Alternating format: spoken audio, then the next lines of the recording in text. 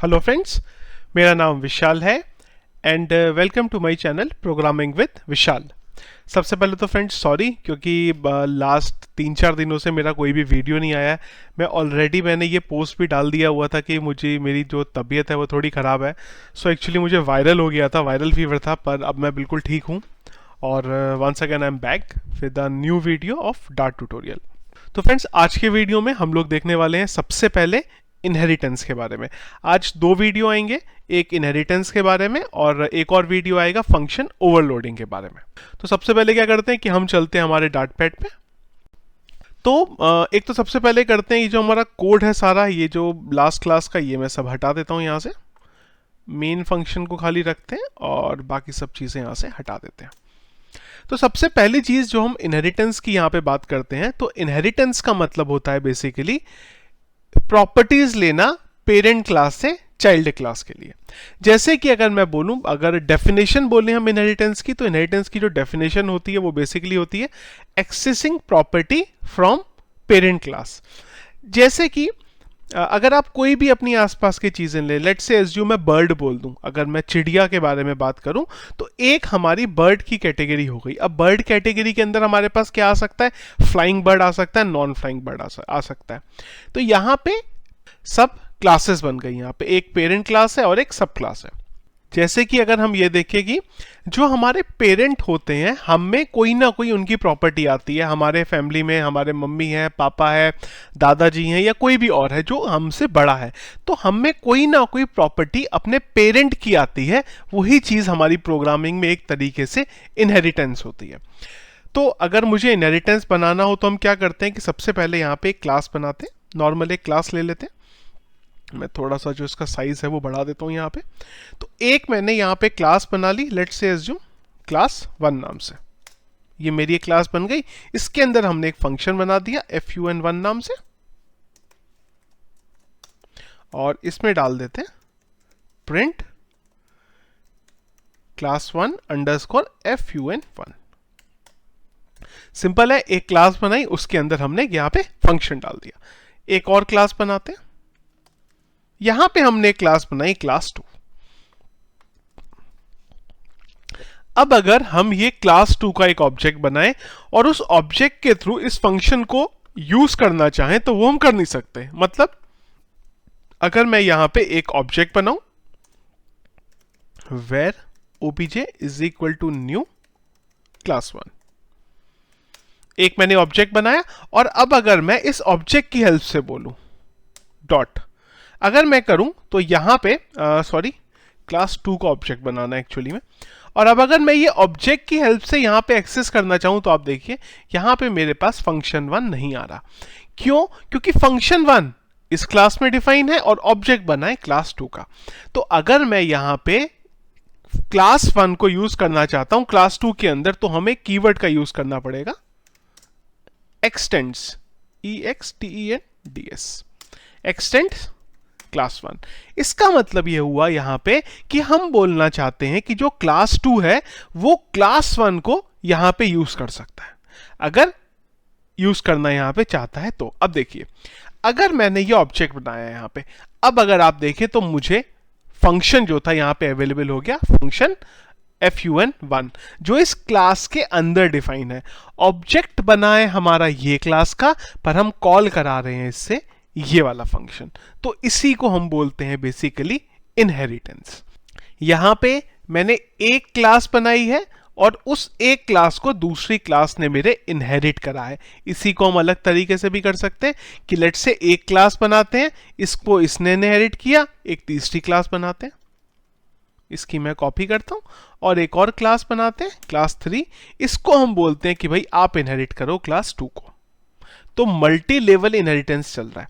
यहां पे अगर मैं क्लास 3 का ऑब्जेक्ट बनाऊं, देखते हैं डॉट, अगर अब मैं ये क्लास 3 का ऑब्जेक्ट बनाऊं तो इसको भी फंक्शन 1 जो है fun1 है, एक्सेसिबल है। क्यों? क्योंकि क्लास 3 ने इनहेरिट करा क्लास 2 को, क्लास 2 ने इनहेरिट करा क्लास 1 को। तो जो चीजें क्लास 2 को मिली है वो ऑटोमेटिकली क्लास 3 को भी मिल जाएंगी। ये हो गया हमारा यहाँ पे मल्टी लेवल इनहेरिटेंस। लेकिन अगर मैंने ये दो क्लास बनाई और मैं चाहूं कि ये क्लास 1 को भी इनहेरिट कर ले और क्लास 2 को भी इनहेरिट कर ले, तो ये डायरेक्टली अगर मैं बोलूं तो हमारा यह प्रोग्रामिंग में नहीं होता, इनडायरेक्टली होता है। इसके हमारे कुछ तरीके हैं जो हम आगे देखेंगे, पर डायरेक्टली मैं ये चीज को एग्जीक्यूट नहीं कर सकता। यहां पे इसको हम एक बार अंडू कर देते हैं और मैं इसको सिंपल रहने देता हूं, दो ही क्लासों में हमें भी चलने देते हैं। तो ये हो गया हमारा यहां पे इनहेरिटेंस। पेरेंट क्लास में अगर कुछ डिफाइन है तो वो चाइल्ड क्लास उसको यूज कर दी है। एक्सटेंड्स आपको ध्यान रखना पड़ेगा, बिना इनहेरिट करे आप इसको एक्सेस नहीं कर सकते। सेम चीज हो सकती है कि यहां पे कोई प्रॉपर्टी बनी हो, प्रॉपर्टी कोई वेरिएबल बना हो। लेट्स से एज्यूम मैंने एक वेरिएबल बना दिया नेम इज इक्वल टू विशाल। अब अगर मैं ये विशाल की वैल्यू को एक्सेस करना चाहूं तो मैं वो भी कर सकता हूं। अगर मैं यहां बोलता हूं प्रिंट obj डॉट, जैसे ही मैं इस पे डॉट करता हूं तो ये नेम नाम की प्रॉपर्टी भी मेरे पास ऑटोमेटिकली यहां पे एक्सेसिबल हो गई। तो अगर हमने पेरेंट क्लास में कोई प्रॉपर्टी बनाई है, वेरिएबल बनाया है या कोई फंक्शन बनाया है, तो जब भी हम इनहेरिट करेंगे तो वो ऑटोमेटिकली चाइल्ड क्लास के पास भी एक्सेसिबल हो जाएगा यहां पे। तो ये तो रहा हमारे पास वेरिएबल और फंक्शन के बारे में। एक बार इसे एग्जीक्यूट करके भी देख लेते हैं। तो यहां पे ऑब्वियस सी बात है, जो मेरे प्रॉपर्टी यहां पे डिफाइन थी वही मेरे पास यहां पे आ गई। अब अगर मेरे पास यहां पे कंस्ट्रक्टर बना हुआ होता, कंस्ट्रक्टर हमने ऑलरेडी जो था पहले देख चुके हैं, तो मैंने एक यहां पे कंस्ट्रक्टर बनाया और इसको डाल दिया मैंने प्रिंट, और यहां पे मैंने करा दिया क्लास 1 अंडरस्कोर सी। क्लास 1 का ये कंस्ट्रक्टर है। सेम टू सेम अगर मैं क्लास 2 का भी बना दूं, ये मेरा क्लास 2 का कंस्ट्रक्टर है। अब दोनों क्लास में मेरे कंस्ट्रक्टर पड़ा हुआ है, पेरेंट क्लास में भी पड़ा है और चाइल्ड क्लास में भी पड़ा है। एक बार को ये स्टेटमेंट कमेंट आउट करते हैं और एक बार इसे एग्जीक्यूट करके यहां पे देखते हैं। तो अगर आप यहां पे देखें तो मेरे पास क्लास 1 भी आया और क्लास 2 भी आया। मतलब जब हमने चाइल्ड क्लास का ऑब्जेक्ट बनाया तो ऑटोमेटिकली हमारा पेरेंट क्लास का भी कंस्ट्रक्टर कॉल हो गया और चाइल्ड क्लास का भी कंस्ट्रक्टर कॉल हो गया। यही हमारा है बेसिकली इनहेरिटेंस। एक बार मैं पेरेंट क्लास का खाली यहां पे अगर ऑब्जेक्ट बना के देखूं तो देखिए क्या होगा यहां पे। तो ऑब्वियस सी बात है, जो पेरेंट क्लास का कंस्ट्रक्टर है वो हमारा यहां पे कॉल हो जाएगा। अगर मैं आपको एग्जाम्पल से इसको समझाना चाहूं तो जैसे कि आप ये देख सकते हैं कि हमारे पास एम्प्लॉय है, तो एक एम्प्लॉय नाम की हमारी एक पेरेंट क्लास हो जाएगी जिसके पास बहुत सारी प्रॉपर्टी हो सकती हैं, जैसे कि हर एक एम्प्लॉय का नाम होगा, हर एक एम्प्लॉय का डेजिग्नेशन होगा, हर एक एम्प्लॉय की एज होगी। लेकिन अब जब मैं एम्प्लॉय बनाना जाऊंगा, जैसे मैं एक एचआर का एक रोल बनाता हूं, एचआर का एम्प्लॉय बनाता हूं, अब एचआर के एम्प्लॉय के पास अलग अलग पावर होंगी। नॉर्मल जो एक दूसरा मेरा एम्प्लॉय होगा उसके पास अलग अलग चीजें होंगी। जो चीजें कॉमन है यहां पे उसको मैं पेरेंट क्लास में डिफाइन कर सकता हूं। जैसे कि अगर मैं यहां पे एक क्लास बनाऊं, मैं ये जो सारा कोड है इसको हटा देता हूं, यहां पे ये भी हटा देते हैं और इसको भी हटा देते हैं। तो एक पेरेंट क्लास बनाई मैंने यहाँ पे EMP नाम से, एम्प्लॉय नाम से।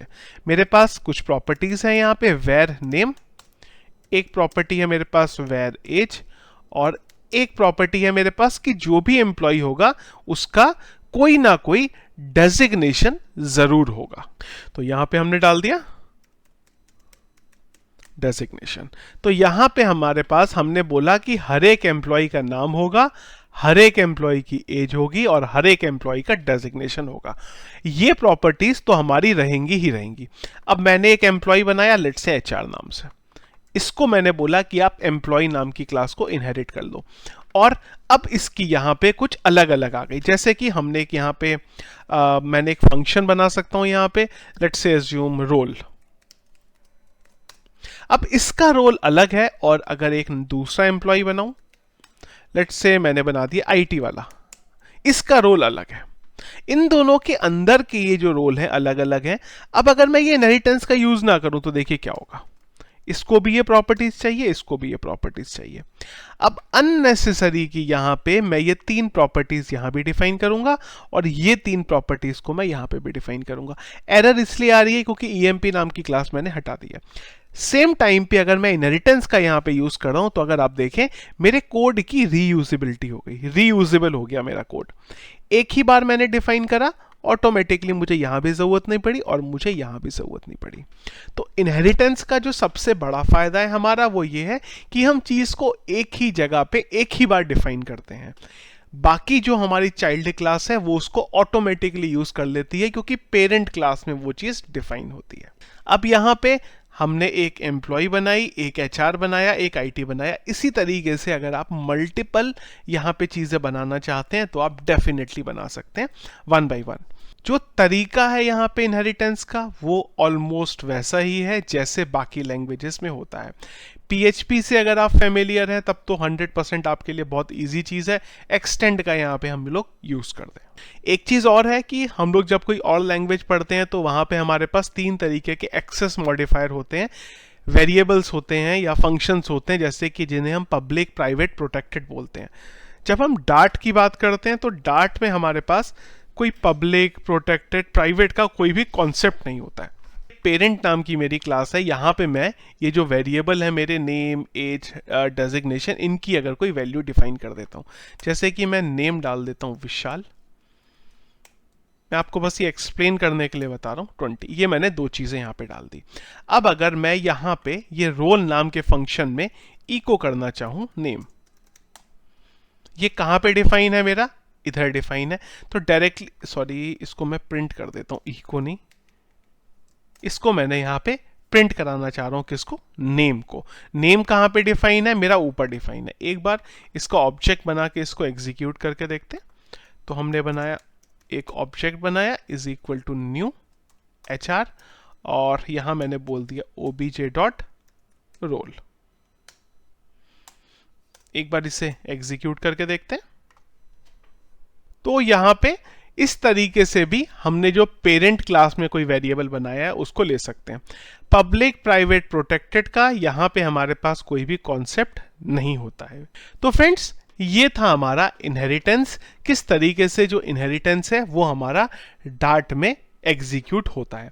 आगे जाके जब हम फ्लटर पे मोबाइल ऐप बनाएंगे तब हम लोग इसको थोड़ा सा यूज करके देखेंगे, तब हमारा, अगर आपका कोई डाउट है तो वहां पे क्लियर हो जाएगा। सिंपल वर्ड्स में अगर मैं बोलूं तो प्रॉपर्टी, फंक्शंस को एक्सेस करना पेरेंट क्लास की चाइल्ड क्लास में, इसी को हम इनहेरिटेंस बोलते हैं। सो फ्रेंड्स, आई होप कि जो मैंने आपको यहाँ पे इनहेरिटेंस के बारे में एक्सप्लेन करने की कोशिश करी है वो आपको समझ आया होगा। कहीं पे अगर आपका कोई भी डाउट है तो प्लीज़ मुझे आप जो वीडियो है हमारा उसके कमेंट बॉक्स में प्लीज़ बताइए। अपनी तरफ से मैं कोशिश करूंगा कि आपके इशू को रिजॉल्व कर सकूं।